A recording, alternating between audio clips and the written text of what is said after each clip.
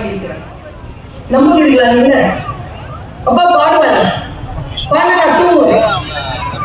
நான் இன்னைக்கு யோசிச்சு பார்க்கிறேன், 45 வயது கடந்ததற்கு பிறகு நான் யோசிச்சு பார்க்கிறேன், என்னுடைய மொழி அறிவு வளர்வதற்கு முன் என்னுடைய தகப்பனால் எனக்கு சொன்ன அந்த பாடல் பல ஆண்டுகள் கழித்து எனக்கு புரிய தொடங்குகின்ற பொழுது என் காலில் இருந்து நிலம் நகர்கிறது.